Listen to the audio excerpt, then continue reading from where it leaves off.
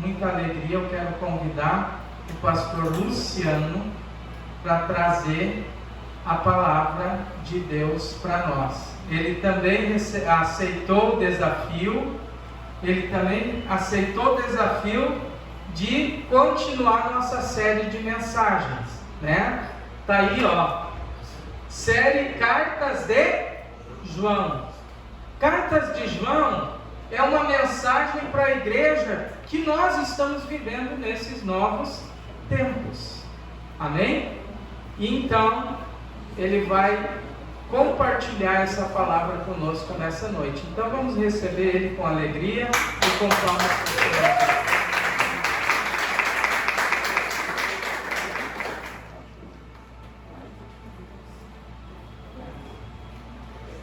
Teste. Ok.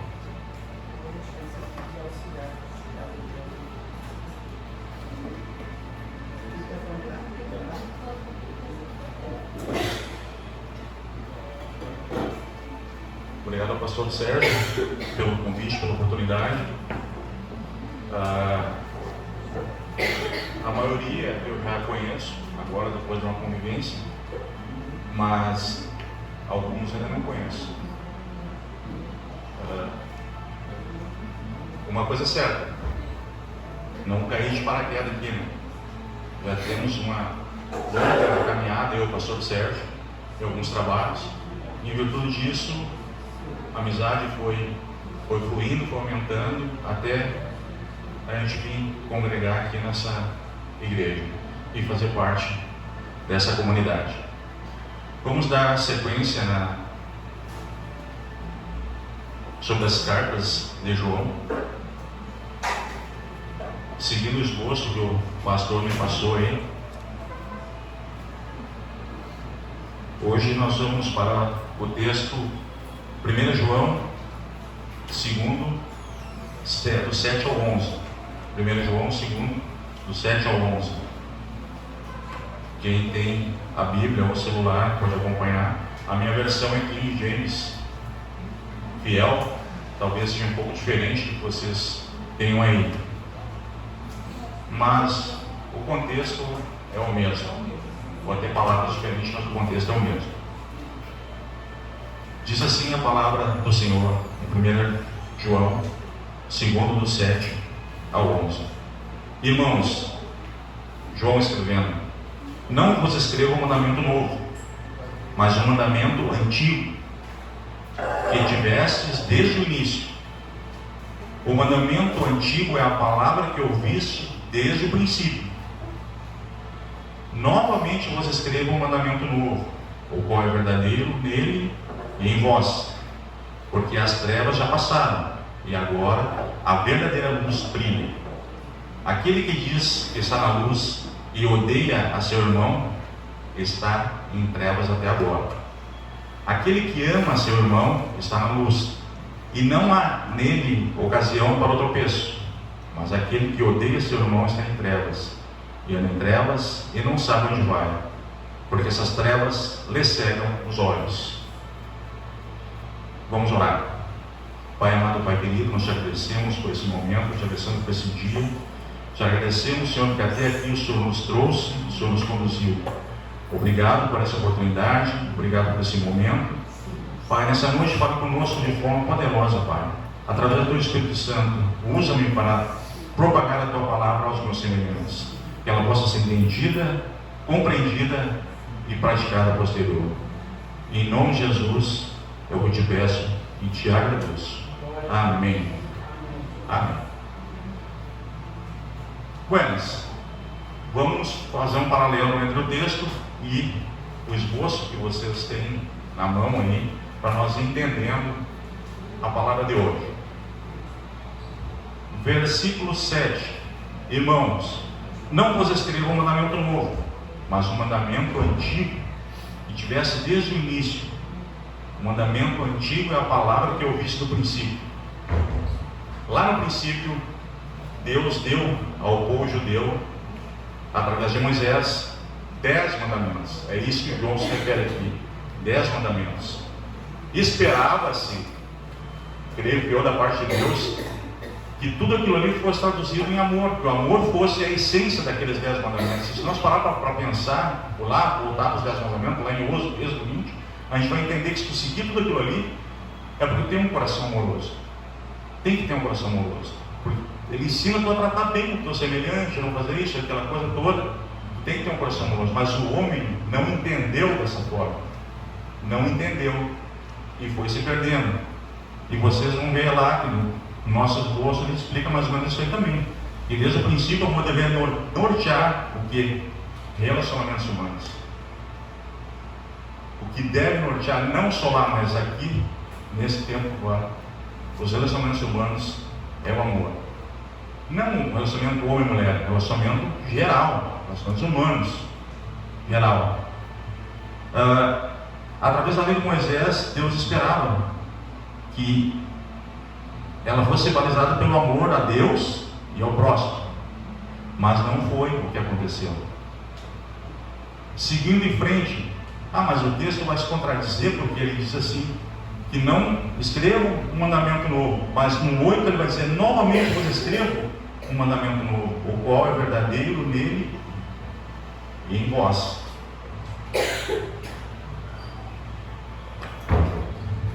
Porque as trevas já passaram e agora a verdadeira luz brilha.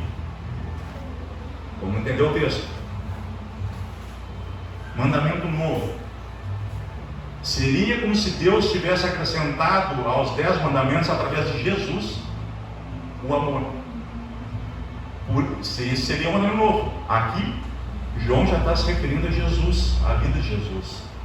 Jesus veio trazer o amor como mandamento por conta daquilo que o homem não entendeu. Porque Deus amou o mundo de tal maneira que deu seu Filho para nos salvar. E esse amor de Deus é que Jesus veio traduzir para nós, para que nós entendêssemos. E esse é o novo mandamento que João agora escreve para nós, para a gente entender que o texto não se contradiz. Ele só está se referindo, por isso a gente tem que entender o texto para não acabar achando que está se contradizendo. Mas não, esse mandamento novo que ele fala é o amor que Cristo veio trazer para nós. E se nós formos parar, para quem gosta de estudar a Bíblia, vai ler todas as parábolas e as orientações de Cristo, sempre o amor está presente. Sempre o amor vai estar presente. Indo para o nosso esboço, se constitui um novo mandamento, porque agora conseguimos amar com a ajuda de Deus, que coloca em nós o seu amor ágape. Através de Cristo, nós, como seres humanos, no princípio não fomos capazes de amar. E nós vamos ser capazes de amar através do sacrifício vicário de Jesus.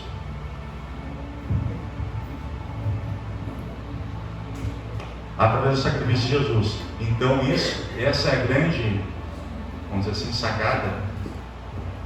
A morte de Jesus, ela veio para quê? Para que o mundo se enchesse de amor. Que nós aprendêssemos a amar através do seu sacrifício, através dos seus ensinamentos. E aí constitui o amor ágape, que é o amor por todo mundo. Um amor sem interesse. Um amor simples por todos e por todas as criaturas. Se eu amo as pessoas, se eu respeito a natureza, respeito o animal, respeito toda a criação. Toda a criação. Esse é o amor ágape, respeitar toda a criação. E ele só veio a dar a nós através de Jesus. Por isso que João escreve um novo mandamento. E ele é a verdadeira luz que brilha, porque as trevas já passaram. Quem passou esse tempo? Agora que brilha é a luz de Jesus. E aquele que diz que está na luz e odeia o seu irmão está em trevas. Isso é uma coisa bem interessante. Hoje nós vivemos uma época onde o amor tem se esfriado. A palavra de Deus diz que nos últimos tempos o amor de muitos, se esfriaria. Ainda bem que era de muitos, não é de todos, pastor?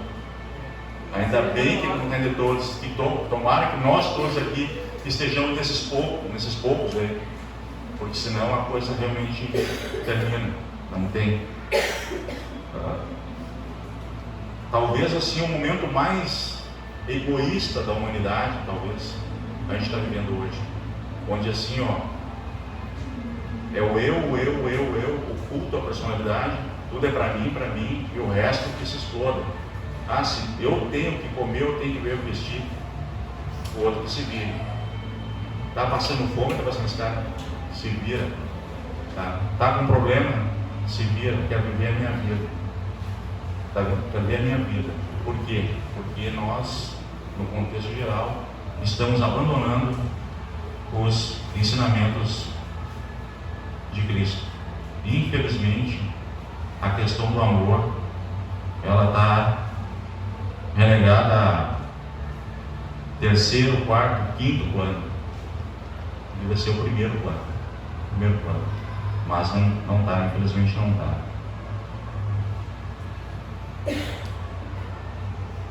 No texto de você, no texto aqui do esboço, fala em ampliando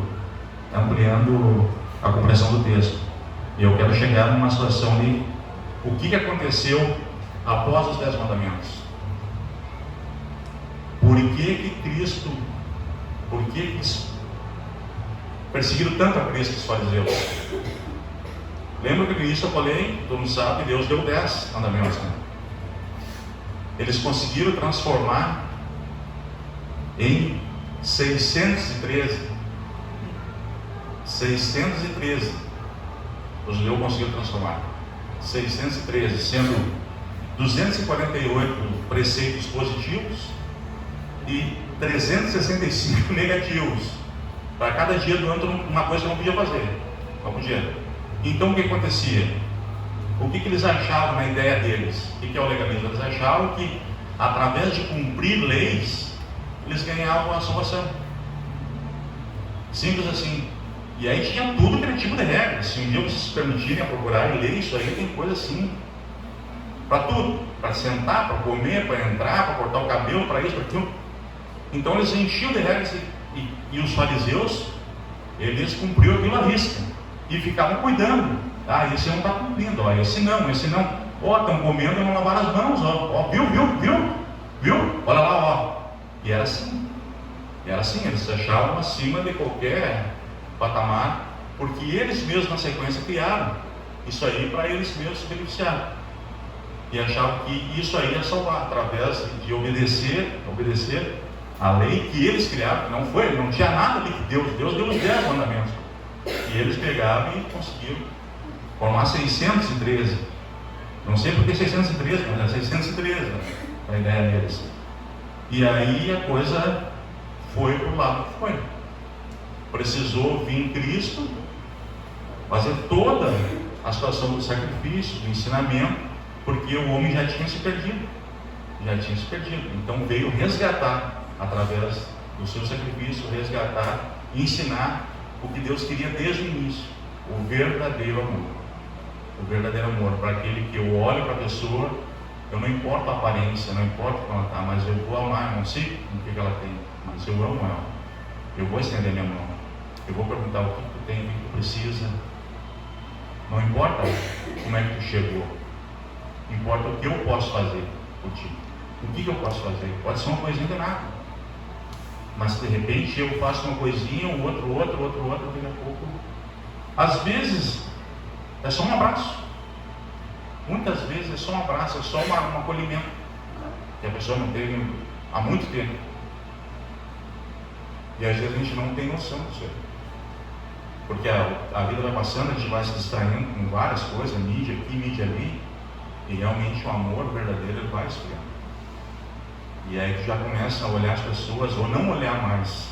Isso é o pior. As pessoas começam a passar por ti com um problema, com isso, com aquilo, que já não está mais olhando. Já não está, muitas vezes tu não está nem virando a cara, mas tu está passando e não está olhando. Está deixando ali. Por que a pessoa está triste? Por exemplo, pessoas do nosso convívio, por que está triste? Porque o nosso convívio pode ser no trabalho, qualquer grupo de amigos que a gente frequente. E a gente não vai perguntar: o que está acontecendo contigo? O que tem? O que eu posso fazer contigo? E às vezes essa conversa aí A gente tem vários testemunhos. E quero que vocês conheçam alguém também. Por conta de uma conversa isso aí, não só salvou uma alma, mas salvou uma vida do suicídio. Eu conheço várias situações. A pessoa, por ter conversado com alguém, naquele momento assim, já estava se encaminhando para tudo no final, a pessoa foi lá e conversou e salvou uma vida, salvou uma alma. E a gente não pensa nisso aí, a gente acha assim, não, eu não tenho nada para te dar, eu não posso ajudar, não. Conversa. Um gesto de carinho, de amizade, senta aqui do meu lado. Não, e a pessoa toda rejeitada, às vezes não tão bem apresentada, não tão bem arrumada. Não, senta aqui, vamos conversar. Isso aí é o amor. Esse é o amor que Cristo veio ensinar para nós. Esse é o amor que Deus queria desde o início lá dos 10 mandamentos. E os homens não entenderam. E Cristo veio, se fez homem, de carne e osso, passou por tudo que tinha que passar e morreu numa cruz por conta dos nossos pecados, para que nós entendêssemos o que é o verdadeiro amor. O que é o verdadeiro amor? E o verdadeiro amor vai ensinar a respeitar as pessoas como elas são. Se eu não concordo com uma coisa, eu posso não concordar, mas eu estou num grupo, eu tenho que saber respeitar a opinião do grupo, eu tenho que saber trabalhar para aquele grupo. Por exemplo, um exemplo do lugar. Se eu estou num grupo, eu trabalho para o grupo, eu não trabalho para mim, para as minhas convicções, eu estou para somar para que aquele grupo cresça cada vez mais, principalmente uma igreja, principalmente se está dando uma igreja. Eu não faço só o que eu quero, da maneira como eu quero, como eu penso, não, eu estou para somar dentro daquele grupo e fazer aquele grupo evoluir.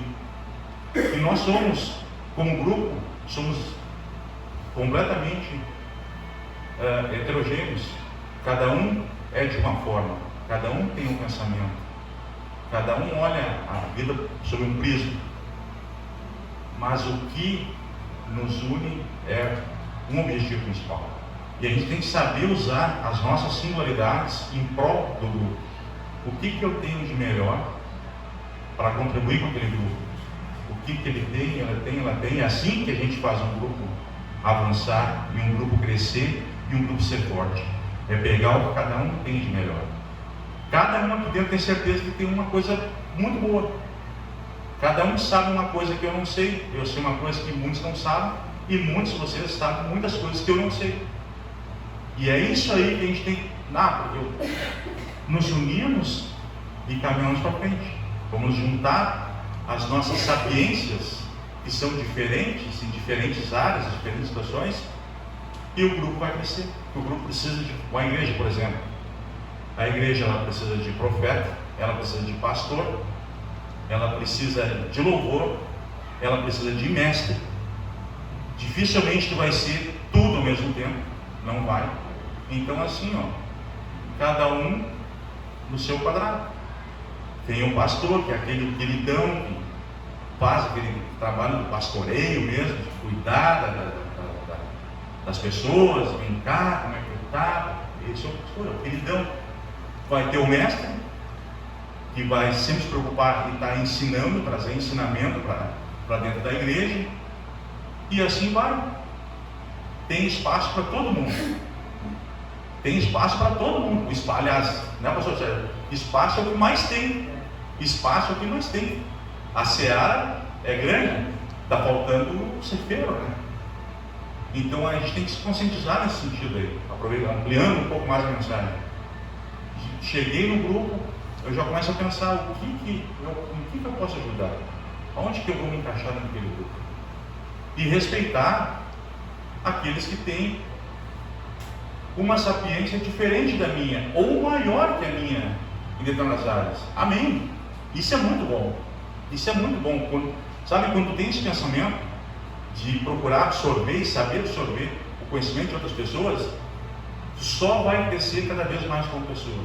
Chega uma pessoa que tem um dom, uma sabedoria maior que a minha em qualquer área, eu fico parado, eu vou observar, eu vou falar e vou aprender.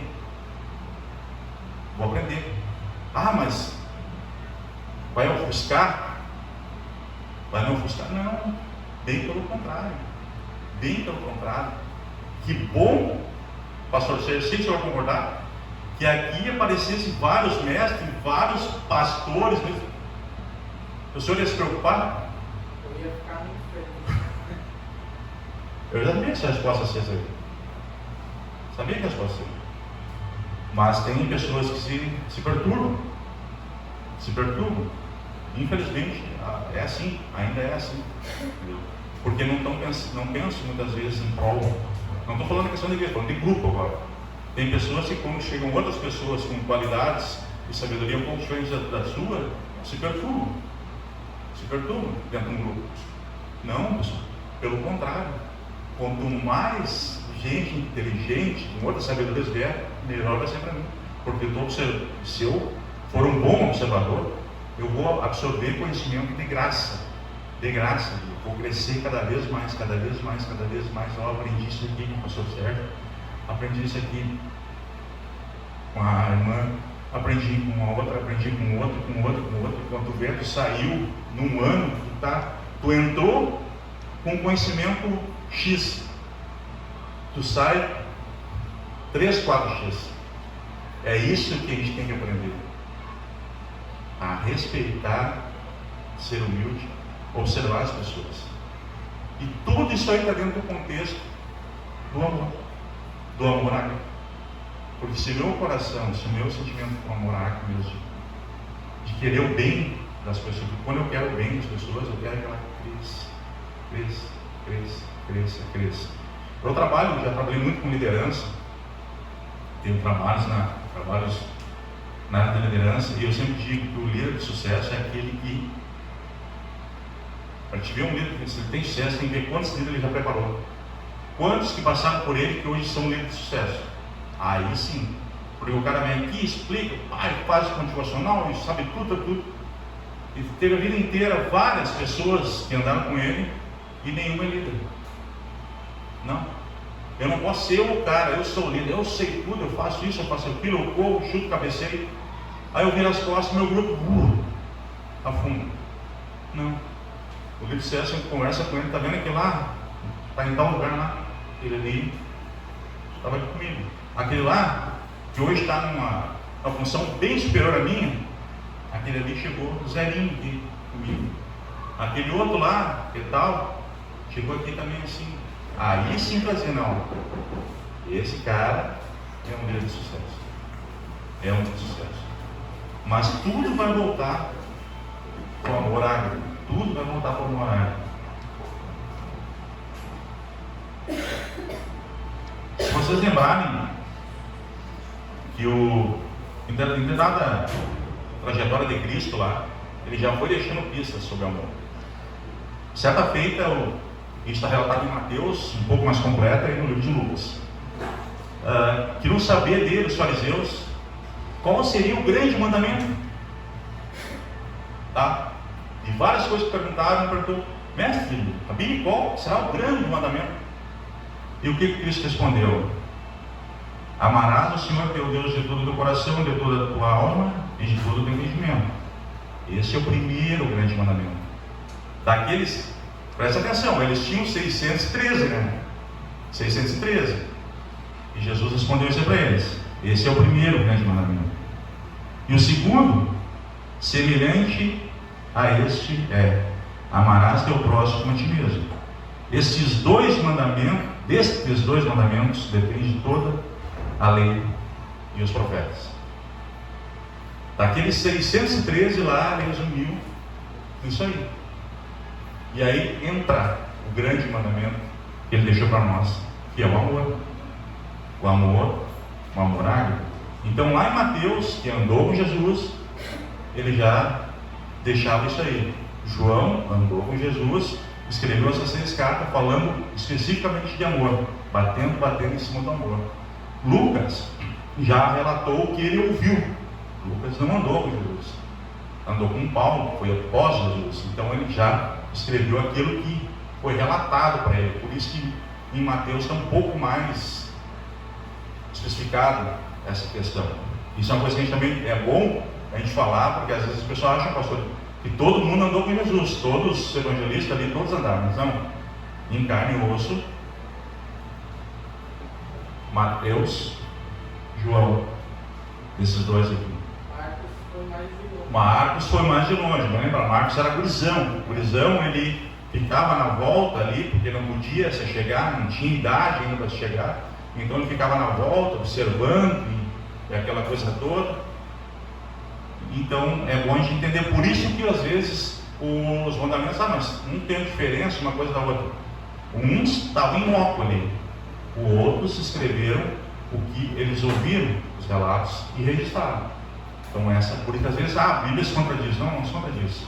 Tudo tem uma explicação lógica. Falar um pouquinho sobre o legalismo religioso que os judeus praticavam. Para você entender a palavra legalismo, é um estilo de vida de pessoas que acreditam que o cumprimento das regras torna o indivíduo merecedor do favor e da salvação divina.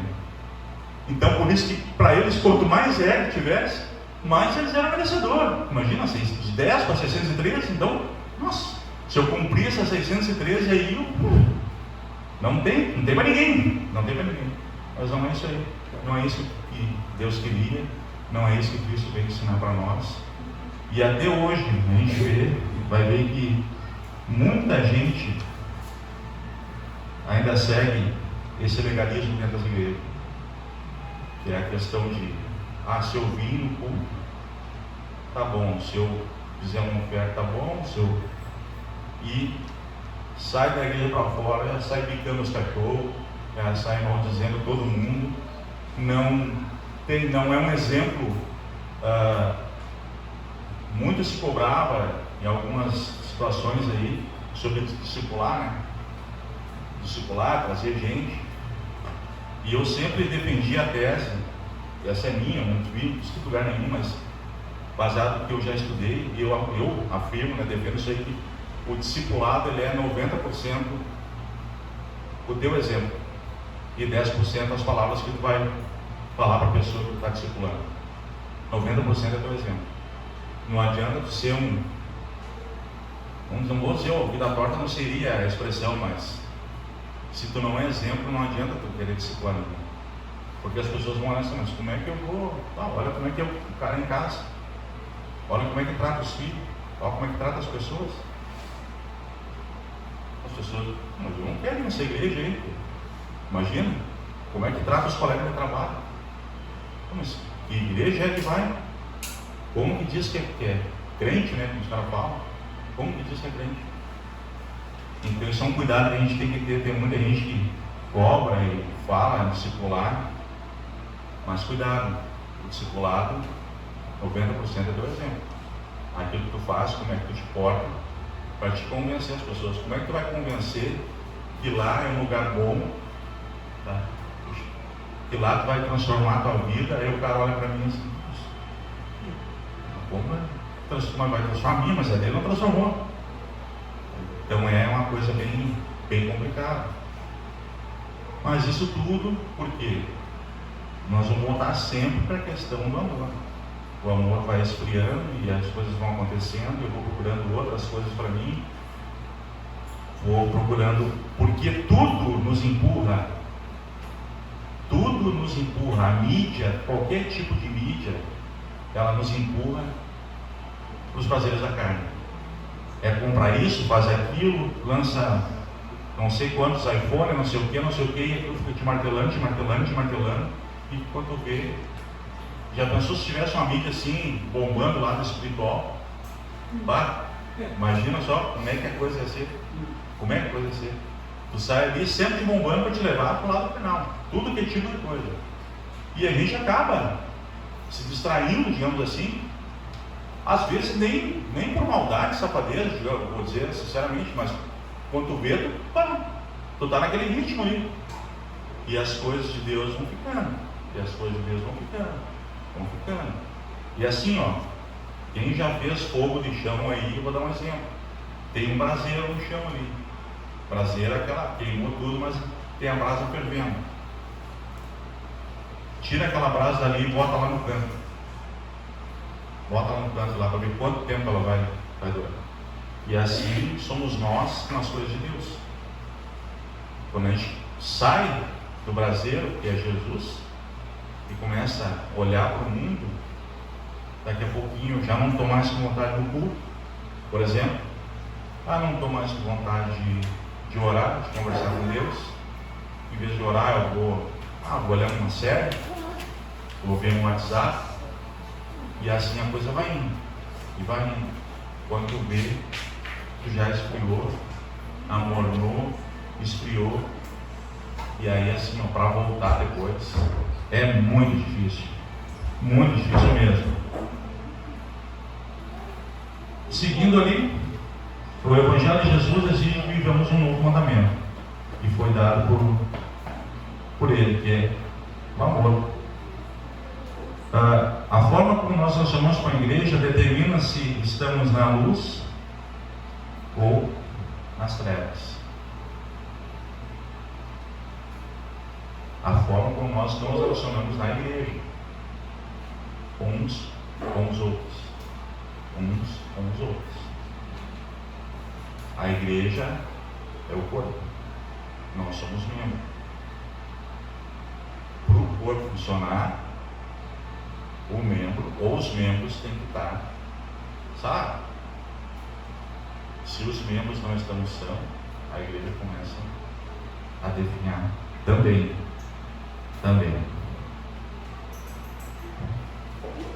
Aplicando o texto, e aí vem aquelas perguntinhas que o pastor gosta de colocar, e eu acho bem pertinente, assim, bem legal. Minhas atitudes com relação às pessoas têm demonstrado atitudes legalistas, ou seja, eu cobro as pessoas baseado em quê? Só na formalidade ali, ou demonstro amor, mesmo cobrando alguma coisa, eu cobro com amor, eu cobro para que aquela pessoa ela cresça em Cristo, ela cresça espiritualmente. E são formas diferentes de cobrar. Uma coisa pode dizer, não, cara, eu quero que tu preste atenção no culto, não no primeiro momento, porque vai ser bom para ti mesmo, vai ser bom para ti. Quem está acostumado a falar em culto vai falar, você está fazendo isso ou aquilo? Não, mas entendeu? A diferença da cobrança, não, fica quieto porque eu não consigo falar. Não é assim. Tem que prestar atenção porque é bom para ti, vai crescer, vai absorver a palavra e por aí vai. Segunda pergunta: meus relacionamentos com os irmãos têm demonstrado que vivo na luz ou nas trevas? Também é bem pertinente. Tem pessoas que estão felizes quando é festa. Se é uma festa, é uma comemoração, tudo beleza. Mas se é uma coisa mais séria, mais pegada, sai pela tangente. Isso aí é triste, mas é bem por aí. E encerrando aqui, de 0 a 10, que nota de 0 a 10 posso dar com relação à paciência que eu tenho com meus irmãos? Essa aí, aqui fala uma pessoa que já fez 2, 3 CR, né? E a gente tem que melhorar bastante. Porque às vezes as pessoas fazem coisas assim que aí às vezes eu me questiono: será que é deficiência mental, espiritual? Porque aí tu perde a sua paciência, mas a gente não pode perder. Eu perco assim, depois eu logo peço perdão a Deus, porque as pessoas têm pensamentos diferentes sobre o mesmo assunto que eu penso de uma forma, ela pensa de outra forma. Muito embora às vezes a forma dela está na cara assim que é horrível, mas ela pensa de uma forma. E até que eu vou conseguir ajudar ela a mudar o pensamento passado na doutrina, é difícil. Uma dica que eu dou assim, sempre que ocorrer esse tipo de atrito, de questionamento, de dúvida, e nós vamos corrigir alguém, sempre embasado na palavra. Sempre embasado na palavra e nas atitudes de Jesus. E se fosse Jesus, que diria? E esse é o grande questionamento que eu queria que vocês levassem para casa essa noite. Além do amor, ágape, pense, Jesus no meu lugar faria o quê nessa situação? E quando nós começamos a pensar assim, a gente começa a amadurecer mais e mais. É difícil porque nós somos carnais, pecadores, imperfeitos, tudo que. Mas a gente tem que pensar assim. Aqui eu encerro essa palavra agradecendo a todos pela atenção, parabenizando para aqueles que saíram de casa, mesmo com o tempo que veio e vieram aqui. Eu nem sabia que era 11 anos hoje, né? Senão teria botado um bilhão para nós fazer uma coisa um pouco mais diferente. Mas parabéns, pastor Sérgio, pela sua perseverança. Parabéns à família que com certeza tiveram momentos felizes, mas tiveram também a tristeza durante todo esse período para que esse ministério permanecesse de pé e não ruísse. Parabéns, são guerreiros e guerreiras, e desejo sim, agora fazendo parte desse ministério, que eu possa colaborar junto com a minha esposa que está ali, o pastor Rosângela, para que nós possamos fortalecer, nós possamos fazer o melhor de nós para contribuir com esse ministério, que ele perdure por muitos e muitos anos. Muito obrigado a todos, que Deus abençoe e um bom final de semana para vocês.